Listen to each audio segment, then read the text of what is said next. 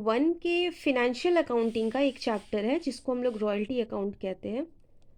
सो royalty account में हम सबसे पहले डेफिनेशन को देखते हैं। डेफिनेशन क्या है हमारा? See the easy way and the easy and simple definition I would like to share with you is royalty is the remuneration payable to person in respect of the use of an assets। किसी भी assets के use करने के लिए आप जो remuneration पे करने वाले हैं that amount is known as royalty। अब उसमें कुछ और भी बातें हैं which again need to understand is whether hired or purchased from such person। जिसको आप रॉयल्टी पे कर रहे हैं उससे या तो आपने एसेट्स को हायर किया हुआ है या फिर आपने परचेस कर लिया है। Okay, now this royalty amount can be differ. See आगे क्या लिखा है? Calculated by reference to and varying with the quantity produced और sold as a result of such assets. अब इस एसेट्स को जो हमने हायर किया है या परचेस किया है, इस एसेट्स के यूज पे हम कोई ना कोई प्रोडक्शन ज़रूरी है एकदम करने ही वाले हैं। अब उस प्रोडक्शन का क्वांटिटी जैसे वेरी करेगा so as the royalty will be vary. ठीक है, इसको फिर से एक बार सिंपली समझते हैं कि जब भी हम किसी दूसरे बंदे से उसके एसेट्स को हायर करते हैं या परचेस करते हैं, उस एसेट्स के यूज़ करने का जो हमको राइट मिलता है, उस राइट के लिए, उस यूसेज के लिए जो हम रेम्यूनरेशन पे करते हैं एसेट्स के ओनर को, that amount is known as royalty. और ये जो रॉयल्टी पेमेंट है ये बिल्कुल वेरी करेगा according to the quantity produced. I hope the definition is clear. Now coming to some more theories of the chapter is, see, royalty में जो parties होते हैं वो उनको समझने की एक बार कोशिश करते हैं। First of all there are two parties in this contract. पहला तो एक ओनर होता है और दूसरा है आपका लेसी। सी अ पर्सन और an institution who has special right on property is called owner और लैंडलॉर्ड या फिर लेसर। जो पर्सन एसेट्स का ओनर है, एक्चुअल ओनर, उस ओनर को ही हम लेसर कहते हैं। And the person to whom हम उस एसेट्स को यूज करने का राइट दे रहे हैं, that person is known as lessee. See the person who acquires the special right to use any property. जिस बंदे को उस प्रॉपर्टी यूज करने का राइट मिलता है या फिर जो रॉयल्टी पे करता है, और paid royalty is called lessee. ठीक है फ्रेंड्स, अगेन इसको एक बार रिपीट करते हैं। रॉयल्टी में हमारा दो पार्टी होता है, पहला एक ओनर है, दूसरा लेसी है। See owner is only known as lessor. Lessor कौन है? जो एक्चुअली में प्रॉपर्टी का ओनर है, जिसके पास उस प्रॉपर्टी का स्पेशल राइट है। ओके, एंड द पर्सन जिसको ये राइट, जिस बंदे को ये राइट या फिर स्पेशल प्रिविलेजेस दिया जाता है उस प्रॉपर्टी के यूज़ करने के लिए, और वो बंदा जो रॉयल्टी पे भी करता है। दो चीज़ें इसमें समझनी है हमको। एक तो लेसी के पास प्रॉपर्टी यूज़ करने का राइट आ जाता है, और दूसरा ये है कि उसको रॉयल्टी पे भी करना पड़ता है। इस रॉयल्टी को, इस प्रॉपर्टी को यूज़ करने का जो रेम्यूनरेशन पेमेंट होगा वही रॉयल्टी अमाउंट कहलाता है, and this person is known as lessee. अब इसमें एक और क्लॉज ये है कि एक सब लेसी भी पर्सन होता है। ये कौन है? Sometime a third party is included in contract of royalty. He is called sub lessee and appointed by lessee. देखिए, पहला तो ये ऑनर है जिसके पास राइट है एसेट का, इसने अपने एसेट के यूज़ का राइट दे दिया लेसी को, और ये लेसी अगर किसी थर्ड पार्टी को इन्वॉल्व करता है इस कॉन्ट्रैक्ट में, उस बंदे को हम कहेंगे sub lessee. This contract is called sub lease which is based on the agreement between lessee and sub lessee. अब ये जो थर्ड पार्टी है, ये थर्ड पार्टी लेसी और मीन्स जो कॉन्ट्रैक्ट होगा वो इन दोनों के ही बिटवीन रहने वाला है। This is not about any contact with the owner या फिर लेसर। आई होप मैं आप लोगों को ईजिली समझा पा रही हूँ and the video is like useful to you. अब इसमें कुछ एसेंशियल फीचर्स है रॉयल्टी में, इसको भी समझ लेते हैं। सी फर्स्ट ऑफ ऑल तो ये दोनों पार्टी में लेसर और लेसी में एग्रीमेंट होना ज़रूरी है, जिस एग्रीमेंट के अकॉर्डिंग आप उसके अंदर आप सारी चीज़ों को, रॉयल्टी के रेट को आप तय करने वाले हैं, कितने दिनों के लिए, किस पीरियड के लिए आप एसेट्स का यूज़ और उसके राइट को ले रहे हैं, और आपका पेमेंट का मोड क्या होने वाला, आप पेमेंट किस तरह से करने वाले हैं, या फिर प्रोविज़न रिगार्डिंग शॉर्ट वर्किंग का क्या प्रोविज़न होने वाला है। ये सारी चीज़ें इस एग्रीमेंट में हम कंटेंट रखते हैं। ओके, अब शॉर्ट वर्किंग क्या है ये हम लोग आगे समझेंगे, अभी पहले रॉयल्टी के फीचर्स को समझ लेते हैं। The next feature is consideration. Now what is consideration, ये अपने आप में ही एक बहुत एसेंशियल एलिमेंट है। The amount paid to acquire the special right, जो अमाउंट हम पे करते हैं उसी अमाउंट को एक्चुअली कंसिडरेशन बोलते हैं। Consideration can be said as, इसको आप एक पेमेंट की तरह से समझ सकते हैं। Special right using any property in the consideration of the contract of royalty. Royalty के कॉन्ट्रैक्ट में जो भी आप कंसिडरेशन पे कर रहे हैं, यानी जो पेमेंट आप पे कर रहे हैं, जो अमाउंट पे कर रहे हैं, that amount is only known as consideration.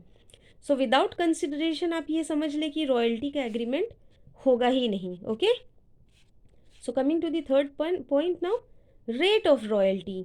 ये भी एक ऐसा एलिमेंट, ऐसा पॉइंट है जो रॉयल्टी का एक फीचर्स में शामिल होता है। See, the rate of royalty is determine in contract. ये हम लोगों ने एग्रीमेंट में ही पढ़ लिया था कि मोड ऑफ पेमेंट और बाकी सारी चीज़, रेट ऑफ रॉयल्टी भी इसमें शामिल होता है। तो rate of royalty already contract में डिटरमाइन कर लिया जाता है जिस वक्त दोनों पार्टी कॉन्ट्रैक्ट करते हैं, which may be at the rate of per unit in percentage. देखिए, जब हम किसी एसेट को यूज़ कर रहे हैं, उस एसेट से होने वाले प्रोडक्शन को हम पर यूनिट में मतलब कॉन्ट्रैक्ट बना सकते हैं कि पर यूनिट के अकॉर्डिंग हम परसेंटेज तय कर लें कि क्या हमारा हिसाब होगा रॉयल्टी पे करने का। फॉर एग्जांपल देखिए, पर टन या फिर पर कॉपी हो सकता है, या कोई फिक्स्ड परसेंटेज भी हो सकता है सेल्स का। मतलब ये है कि जो आपने एसेट लिया है, उस एसेट से आपका जो टोटल प्रोडक्शन अगर टन में हो रहा है तो आप पर टन के हिसाब से रॉयल्टी का डिटर्मिनेशन कर सकते हैं। अगर कोई कॉपीराइट की बात हो, यानी कॉपी प्रिंट की बात हो, तो वहाँ पे आप पर कॉपी के हिसाब से रॉयल्टी रख सकते हैं। या फिर अगर कोई सेल्स का अमाउंट ले लेते हैं कि मान लो जो प्रोडक्शन टोटल हुआ, उस प्रोडक्शन को आपने कितने में सेल किया है, तो अब उस सेल्स का कोई एक फिक्स परसेंटेज भी हमारा रेट हो सकता है। ऑलराइट, सो हम ये रेट के बारे में, रेट की मतलब के बारे में भी समझ रहे थे कि रॉयल्टी का रेट क्या हो सकता है। वो पर टन भी हो सकता है, पर कॉपी हो सकता है, या फिर वो फिक्स्ड परसेंटेज ऑन सेल्स भी हो सकता है।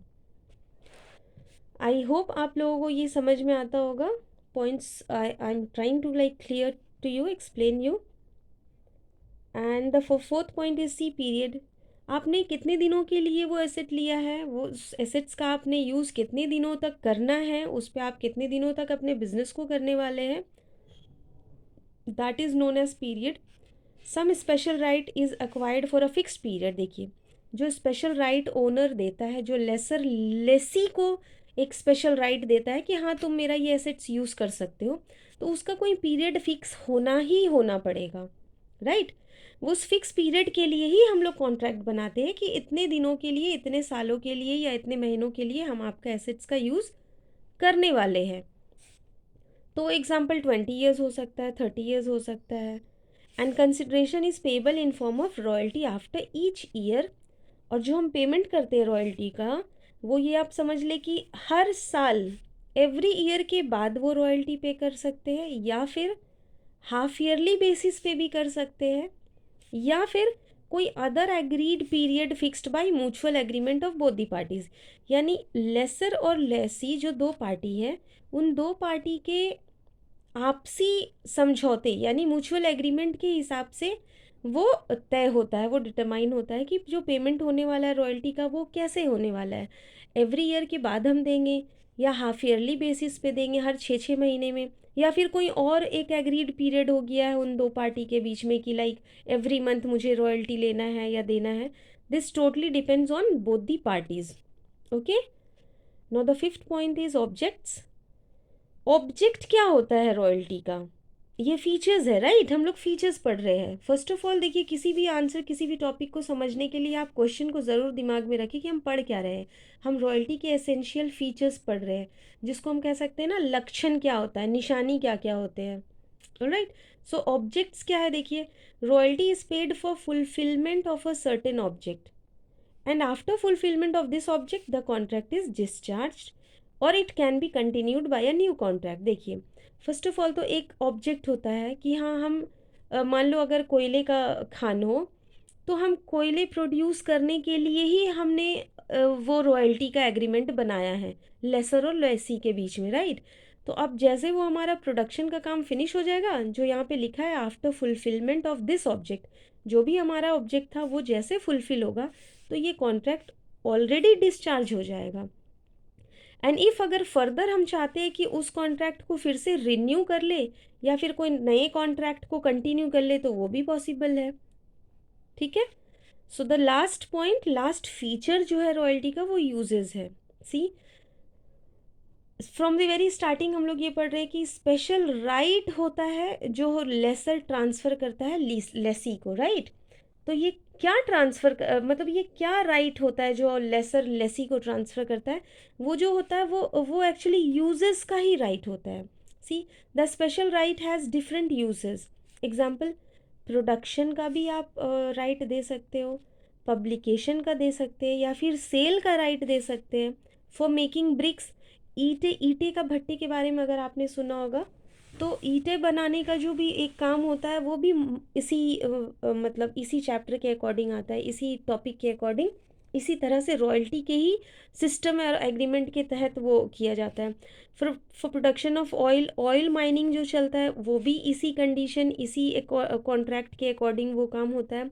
For use of trademark, trademark का नाम भी अगर आपने सुना है, तो ट्रेडमार्क को भी जो यूज़ करते हैं वो भी इसी टॉपिक के अकॉर्डिंग होता है। ऑलराइट, अब चलिए बढ़ते हैं हम लोग नेक्स्ट टॉपिक की तरफ, जिसमें टाइप्स ऑफ रॉयल्टी के बारे में हम लोग कुछ समझने वाले हैं कि रॉयल्टी के कुछ टाइप्स भी होते हैं, बोले। So there are see 8 types given here. I hope इसमें से आप लोगों ने लाइक कईयों का नाम सुना होगा। See, first of all mining royalty. Mining means खदान, जो खदान का वर्क होता है वो भी रॉयल्टी के ही एग्रीमेंट के अकॉर्डिंग होता है। कॉपीराइट रॉयल्टी, यानी जो नया मैंने बुक, मान लो मैंने बुक लिखा है और उस बुक के कॉपीज़ को मैं प्रिंट करने के लिए पब्लिशर को मैंने दिया, तो वो मेरे और पब्लिशर के बीच में एक एग्रीमेंट होगा कि पर कॉपी वो जितना प्रिंट करेगा, जितना पब्लिश करेगा, उसके अकॉर्डिंग रॉयल्टी वो मुझे पे करने वाला है। नाउ ब्रिक मेकिंग रॉयल्टी, ईंटें बनाने का जो काम होता है ये भी रॉयल्टी के ही तहत होता है। ट्रेडमार्क रॉयल्टी, ट्रेडमार्क आपने देखा होगा कई गुड्स में एक मार्का हम लोग देखते हैं ना, वो उस मार्क का, वो एक्चुअली उस ब्रांड का एक पहचान होता है, राइट? तो उस मार्क के, उस ट्रेडमार्क के तहत आप अगर अपने प्रोडक्ट को सेल कर रहे हैं और वो ट्रेडमार्क किसी और का है, तो उसके लिए भी आपको रॉयल्टी पे करना पड़ेगा। So this again comes in this type only. Patent royalty होता है। देन प्रोडक्शन रॉयल्टी, प्रोडक्शन के लिए भी हम लोग रॉयल्टी पे करते हैं कि हाँ पर्टिकुलर इतने एरिया में जो हम कुछ प्रोडक्शन करने वाले हैं, तो उसके लिए लाइक पर टन यूनिट जितना भी प्रोड्यूस हो रहा है उसके हिसाब से हम लोग रॉयल्टी पे करते हैं ओनर को। Then oil wells royalty, oil wells यानी जो तेल के जो कुएं होते हैं, जो ये बिजनेस होता है तेल निकालने का, so that again comes under this topic. और हमारा लास्ट टाइप है technical knowledge royalty. Technical knowledge royalty यानी टेक्निकली अगर कोई एक नो हाउ आपने लाइक इन्वेंट किया है, तो उस टेक्निकल नो हाउ को आप किसी और को यूज़ करने के लिए अगर राइट देते हो, तो then also you are going to receive royalty. Alright, I hope कि आज का वीडियो आपके लिए यूज़फुल रहा हो, and I like request you all कि वीडियो पसंद आया हो तो ज़रूर शेयर करें, ज़रूर लाइक करें, and please comment to this section. Thank you very much.